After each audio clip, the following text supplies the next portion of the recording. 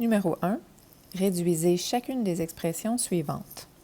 Selon notre feuille de route, les questions G, H, J, N et O sont classées supplémentaires. Je modéliserai pour vous la question F, la question I et la question L. Pour de l'aide avec les autres questions, référez-vous aux vidéos des exemples de la page 45. À la question F, je suis en présence de deux paires de parenthèses. La première parenthèse n'est pas précédée d'une soustraction ni d'une multiplication et n'est pas suivie d'une division. Donc, elle est un peu superflue.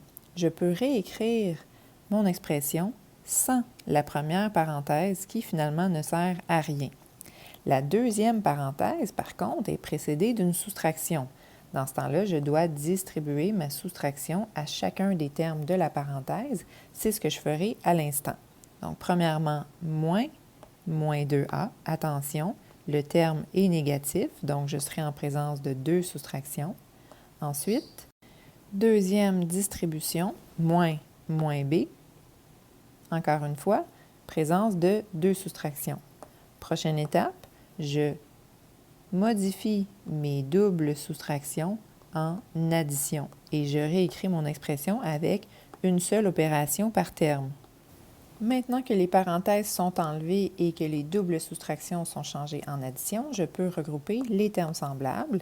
6a sera semblable à plus 2a et moins b semblable à plus b.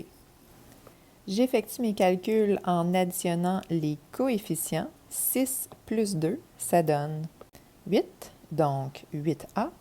Et du côté des termes en b, les coefficients sont invisibles. Moins 1 plus 1. Moins 1 plus 1, ça donne 0. Donc, j'aurai plus 0b. Mais 0b, ça ne sert à rien de l'écrire puisqu'il n'y en a pas. Donc, tout simplement, 8a sera la réponse finale de la question F.